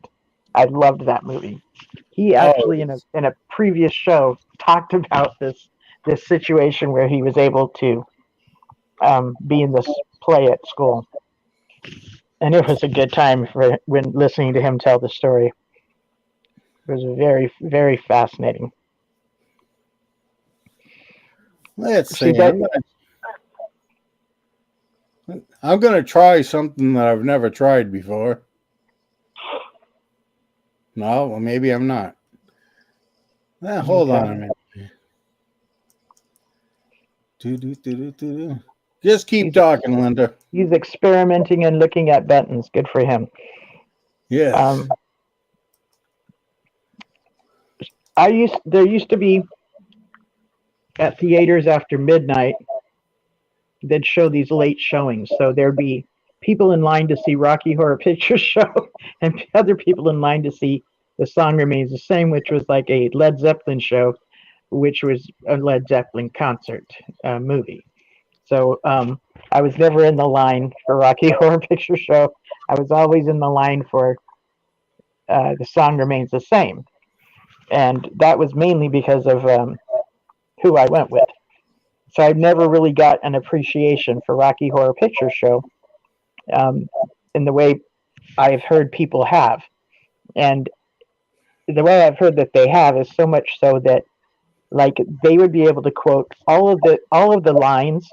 People would get up on the stage and play certain parts of certain characters. There'd be popcorn being thrown, and like there was this whole traditional, basically a cult following, Oh, that was really amazing. It was very interactive. Yeah. Like there's a line there's a character in the movie, Professor Scott, and when he comes into the screen, one of the characters goes, "Great Scott," and everybody in the audience throws a roll of toilet paper. Great Scott, and then it's like there's another part where they go, "A toast," and so everybody in the audience has toast from home, and they throw it up in the air. So it's very interactive things like that. Like I used to dress up as Meatloaf's character Eddie. For Halloween. Right now, I live like an hour away from Salem, Mass, the home of the witch trials. So Halloween in Salem is just this epic experience, and I used to go up there every year. Wow! And actually, here we go. There's my my makeup as Eddie from Rocky Horror Picture Show. Tilt that just a little bit more to one side because it's not showing up too well. Let's first I'll Okay. See that? I'm trying to get the lights over there, so let's go this way. Okay. Yeah, there we go. Oh, much better. Look at that. Okay, there we go. That is so much better. I see. And Nice. then I had I had made the whole Jesus, the whole jacket and everything, the scarf, the Okay. slingshot. So yeah, I dress up as Eddie to go up to Salem, and when I was sitting down on a bench, and guy comes up to me and he goes, "What's for dinner?" Right. Which, if you don't know Rocky Horror, the reply is meatloaf. Of course. All right. Yeah, so yeah, I it never was got just into it, but it just sounds like such a blast. that movie. I mean, it bombed in the theaters, but the stage play, because it was a stage play first, and the stage play really got people into it. And then when the movie did come out, it started with the interaction, and so people started showing up at the movie dressed up in character, and it was a Hmm. phenomenon. And today, our youth will go to things such as Comic Con or whatever kind of con, Right. and they're dressing up in characters of that, subject or different characters. I think it's a blast. Esther says at Pete, that is so cool. Yeah. I think she's talking about your picture. Yeah. JW Suicide's great pick. Yeah.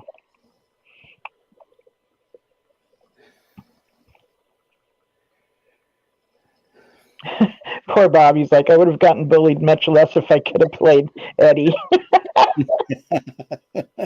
We all have this thing in the back of our mind. We would have been bullied much less if we could have, ending it with whatever we came up with. Yeah. When I was a JW kid, Hmm. and I was 8, 9, 10 years old, and I was, smaller than the other kids back then. Hard to believe now. But I would get bullied quite a bit, but because of my sense of humor, I would always make friends with somebody else, and they would stand up for me. So anytime Nice. somebody would start to pick on me, it's like my guardian angels would show up and say, you're not picking on him. Very cool. Then I remember one day in middle school, a kid hit me, and I came home and my mother saw the bruise on my cheek, and she said, "What happened?" I said, "A kid punched me in the cheek." She says, "Well, did you turn the other cheek?" I said, "Yeah, and he slapped me on that one too." you know, and so it was kind of at that point that I decided that I'm not going to be anybody's punching bag. So the next person that tried to bully me was in for a surprise. But the bullying days stopped really quick. Yeah, so I was fortunate for that. I've learned that the only way to deal with or to stop a bully is to bully them. Yeah. Is there other ways? The only reason they're bullies is because they can get away with it. Once you call them out on it, they don't want people to, stand up against them. That's why a bully is never alone either. He's always got his 2 or 3 wingmen with him. Okay. Because he's trying to show off for his friends. Yes. That's very, very true. I think I found this out on accident because when I had my grandkids over, so we had this maintenance guy that would basically try to pick fights with people, and you would hear him cussing and stuff and making a ruckus outside, and and because my grandkids were there and I hated the idea of them having to experience this yelling outside the front door, I would literally walk out there and say, "Not today, not today. My grandkids are here. Not today."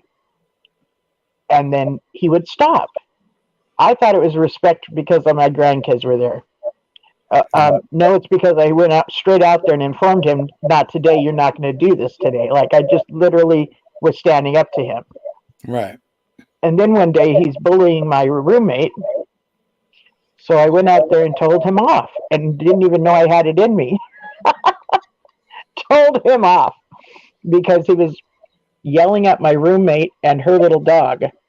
And my roommate was very petite. And so was my little dog, okay? Our little dog was petite. And I thought to myself, oh, hell no. And went out there and told him off like I was some yard duty teacher informing some child who'd been misbehaving that they need to stop and go home. It ended with, "You're drunk and you need to go home." And he did. I was amazed. I was absolutely amazed that this worked. And I won't correct you on your redundancy of saying my little dog was petite.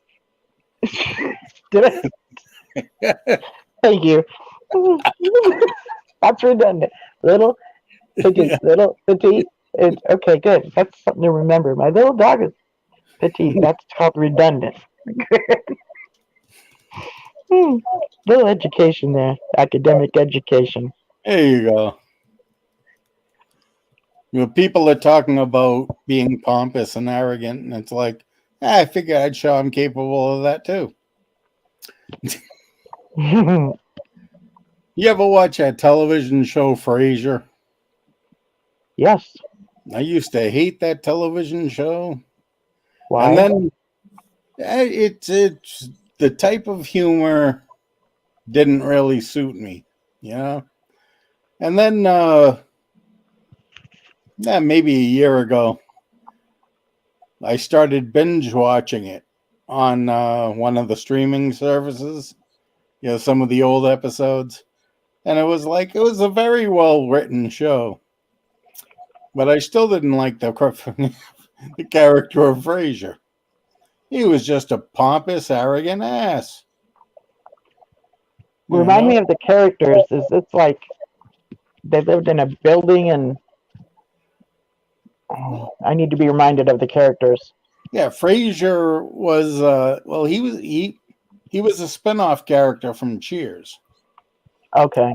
On Cheers, he played Diane Chambers' boyfriend, and then Diane dumped him at the altar, but he kept coming into the bar because the character, you know, people were responding to the character as a foil to the ensemble cast, you know. And then he ended up a blonde, right? Yeah. Then he ends up, you know, getting married to another psychiatrist. And then when Cheers ended, he gets a divorce and he moves to Seattle and becomes a radio psychologist. So he had a radio call-in show. So the show was centered around his radio show, and then his home life. There was him and his father, who he didn't get along with, and his brother, who was always in competition with him. And, you know, there was like a whole dynamic there. But a lot of the humor was about, you know, pompous, you know, arrogant, you know, snooty, just pretentious humor. And I really didn't like it. But I did learn a lot about how to pull that off if I want to. Okay. So it's like, yes, I learned, for instance, that if you're dealing with a pretentious woman and you want to try to get her to listen to what you're saying, you just quote Kierkegaard and you'll have her attention. Yeah. Kierkegaard. Soren Kierkegaard. Philosopher. Ugh. My tongue just rebelled. Philosopher. Okay. He is a philosopher? Yes. Okay. And he allegedly said a lot of good things. But it's pretentious people like to quote Kierkegaard. As a see. matter of fact, John F. Kennedy, in his most famous speech, where he says, "Ask not what you can do for your country, but what your country can do for you," that was Kierkegaard. Was it really? Yes, Kennedy plagiarized that from Kierkegaard. See, this is the kind of wealth of knowledge you are that I really dig. Yeah. Oh, I'm a veritable cornucopia of useless trivia. Oh, by the way, another thing that amazes me about the videos that you make is you say these foreign names like so accurate. How do you know how to say their names correctly? Well, at least it sounds correct to me. Like, do Google you really pronunciation. Google pronunciation? Okay, that's a good When I one. was doing the music video reactions, one of Mhm. my favorite bands to react to was Nightwish, which is mostly Finnish musicians, although the singer is from the Netherlands. So all the names of the people in the band, don't they're not phonetically very pleasing. So in order to get, and people hate it when you mispronounce their Binky's name. So it's like whenever I would mispronounce a name in a video, somebody, or several people would call me out in the comments. So I learned that I would take the name, put it into Google Pronounce, and it's like, how do you say this? And then I would sit there and learn how to pronounce the name. I had no idea there was a Google pronounce. Thank you. Well, you just go to Google, right? You Okay. put the name, you just put the name and then say pronounce, and then it'll come up and there'll be a little mic thing or whatever, Oh, I have seen the mic thing, yes. and it'll pronounce the name for you. So you Okay. sit there and yeah, I mean, it Mhm. takes you a minute to do that, and it makes your viewers very happy that you're pronouncing the name right. Yeah, it does. I'm getting ready to transfer over from YouTube to just being on the phones, and I haven't put the number in. I'm going to look it up and tell you guys what the number is and put it in the chat. The 727-731-6701. Look at you. Thank you. It's on the YouTube screen. Duh. Okay. Thank you. Thank you. See why I have you on this show? To point out obvious things like this that I just don't notice. So that number there, y'all. We're gonna be we're gonna go to simply being on the phones and in the chat. And but I'm hoping that you, Pete, would go to the phone for me first, and then I'll be able to tell the YouTube audience good night. Bob Roberts is laughing. Hey there, What did you say? is that a poster, babe? Yes. Is this my JW Suicides? Yeah, hi there. Yeah, sorry, I finally got to talk to you after all these years. Hi there, just before you, what are you doing next? Took me ages to call, so I have to go through these things free. How you doing? I'm doing pretty good. I'm doing very good, yeah. I wanted to add a comment about something about Frasier or Frasier. Okay. Out there. Sure. It's a metaphor. They had a whole program, a whole episode that was a metaphor for the Watchtower. So the two pretentious brothers, there was Frasier and Niles, and they joined some health club, some spa. Okay. And you had to keep doing things and, really sucking up to people to get a higher thing. And you weren't allowed through certain doors until you got higher and higher. So they got all these different memberships, which I thought like Watchtower, just, oh, maybe I'll get baptized, or Yes, yes. a publisher, I'll be a missionary, I'll be an elder, whatever all the things are. Out of a vessel. So they were doing this, and they were going higher and higher, and all please. Well, we're so important now. And they finally got to what they thought was the highest room in this spa, and there was this danger door. And Frazier and Niles, his brother, they were in their house in the middles, and the top half's the bear. And Niles was, oh, Frazier, there's another door there that you didn't tell us about. We have been excluded, and we should be in there. So they went, no, push the door. And they opened the door, and it led into a dirty, old, smelly alley. Oh my goodness. So I just thought, Watchtower. Wow.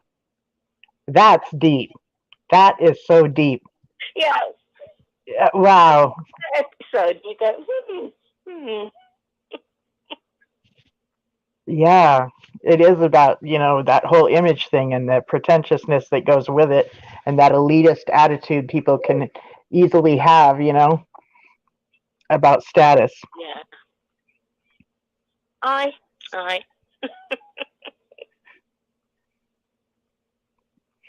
I have always appreciated your content and have always appreciated how you've presented it. And it's been very beneficial to me. And I really, really appreciate you very much. I think I read in a comment somewhere that you're just you're not up to it. And I think that is so smart of you when you know that you used to do something, but now it's just too much and you're not doing it. Good for you for knowing your limits, knowing what, you know better than to take on things that is going to push you too hard, because you're valuing yourself enough not to do that to yourself, and I'm just really proud of you for doing that, making your sense of well-being and desire to have less stress first, because unless we do for ourselves first, which we never learned in the organization, unless we do that for ourselves first, we're really not in a position to give to others, So, yeah, I wanted to tell you that. But it's lovely to speak to you, because you're on very late, or you're on very early now for the UK time. So I have seen bits of your program before, but it's so lovely to come in, and thanks for having me. Thanks for being here. Okay, Wanda, I'm on the phone. Thank you, Pete. And what did you say? I thought I heard her say something again. So it is still, we started the show early, so it is still the 21st of May, 2022, and we're going to transfer over to the phone line, which is 727-731-6701. And I just wanted to say I really enjoyed the topics that we talked about tonight, talking about Chessa and a little bit of understanding of why she may be in the situation she's in, and for not to excuse the behavior to not have consequences, because the consequences are going to happen, and but to have more understanding for those that find themselves in these situations again. And that,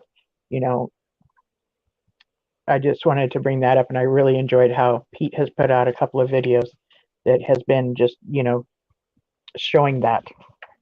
We got to talk about the other things that about Dubtown and the Netherlands and different things that are going on, and had a good time talking about whatever just came up, and it was really enjoyable. So I am saying good night to you now, and I will meet you over on the phones. And this is truly a highlight of my week. And I just want to thank you guys that do take the time out to watch this through YouTube or through the chat and or Facebook or wherever you do get to watch or listen to this. And I will say good night, and I will be talking to you not this weekend, but the weekend after. I will be off this coming weekend, and I will be returning the week after. Daniel will be filling in for me. So enjoy your time with him. Okay, so good night.